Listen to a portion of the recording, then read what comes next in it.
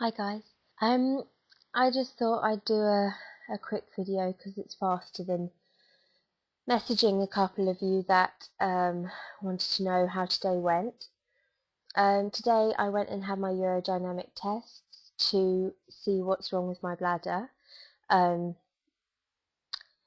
when I went for the consultation with the consultant, they said that um, they weren't going to work in diagnosis. They were just going to work in a load of tests and eliminate stuff as they went. So I wasn't expecting an answer today.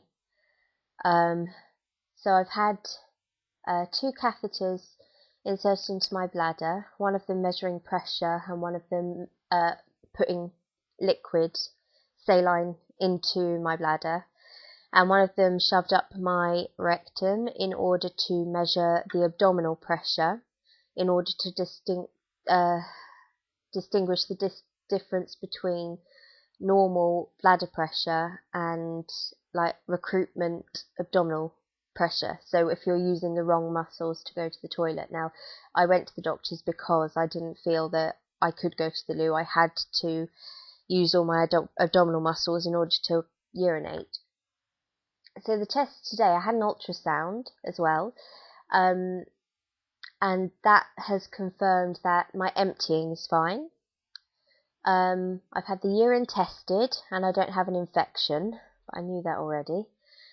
So they ruled out infection that spread, and they've ruled out like stagnant urine in the base of my bladder. They said that there was only like a teaspoon left over after I urinated, which was fine. And then the urodynamic tests showed that there was bladder contraction, which means that if it's nerve damage, at least it hasn't gone to the bladder. This makes it more likely to be reversible. But it did show that contraction of the bladder muscles didn't result in any urination, and it was only contraction of abdominal muscles that caused urination. Unfortunately, it doesn't measure urethra sphincter pressure, which is the muscle that has to relax in order to let urine run out. So they reckon that it's probably a miscommunication between the bladder and the sphincter, that they don't coordinate at the same time. But the fact that I haven't got any stress incontinence, like weeing when I cough or sneeze, does suggest that the sphincter doesn't seem to be responding at all. There's nothing that seems to make it open. The only way I can urinate is by forcing it through, which has a high risk of prolapse, turning your bladder kind of the wrong way, which doesn't sound very nice at all, and hemorrhoids and all that kind of thing, anything that's associated with straining. So I'm going to see a continence nurse next week who's going to teach me how to self-catheterize, so I take some of the pressure off my abdominal muscles, off my back, and off the bladder itself.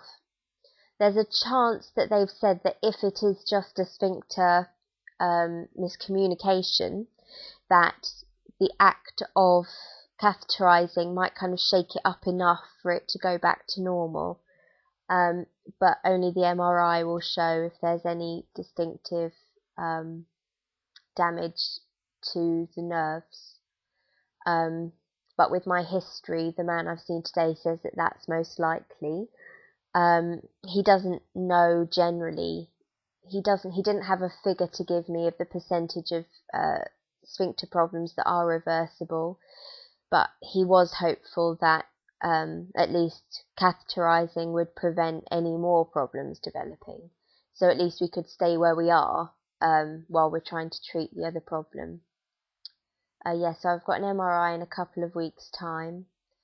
And I am going to ring the secretary and ask to have a thoracic spine added in for my surgeon. I don't need to mention that I'm seeing him privately, but I really don't want to have to pay for it. It's just too much money, and and this isn't right. My middle back isn't right. I don't really know how many of you out there are on gabapentin, but it's getting to the point now where I'm not getting sufficient benefit to justify the side effects. My hyperkinesia is really bad. I didn't realise actually I have a habit of when I'm laughing or when I'm speaking, I kind of tap my thigh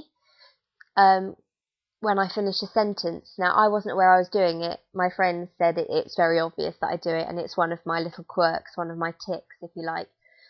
Now, the problem with the hyperkinesia is that when I've been hitting my thigh has been jumping up in my face, really. Not only does that then hurt my back and hurt my hip, it's just really embarrassing and really, it's a horrible feeling to suddenly feel that your body's completely out of control. And today, because I was quite nervous, I obviously had a lot of adrenaline going round in my body while I was having these tests.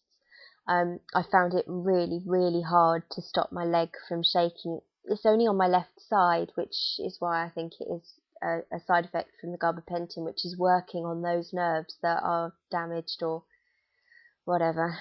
So I'm thinking of lowering my dose a bit, because I think a lot of my instability is coming from the gabapentin as opposed to the pain in my hip. I think that's all I have to say today, apart from the fact that I don't think God loves me anymore. It would appear that I had what I thought was just a spot on my back that was just healing, I thought, and I thought it scabbed over. This morning when I woke up, my pajama top had, it wasn't pus and it wasn't blood. It was, the really liquidy kind of plasma-y sebum type liquid on it.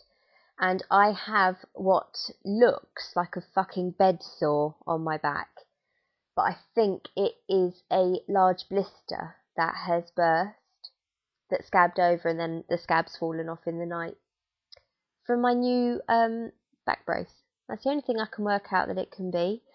I have looked at it, and yes, there is like a really sharp seam where one of the rods are. So after spending £65 on a new bloody back brace, it's given me this massive boil-like ulcery sore thing on my back that I didn't even notice, which makes me think it is a classic kind of blistery type that you only notice when you press, because it's friction originated.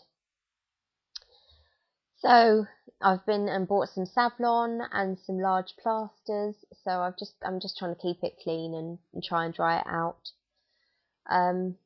Needless to say, my girls this afternoon were remarkable after getting no answers and just finding that terrific.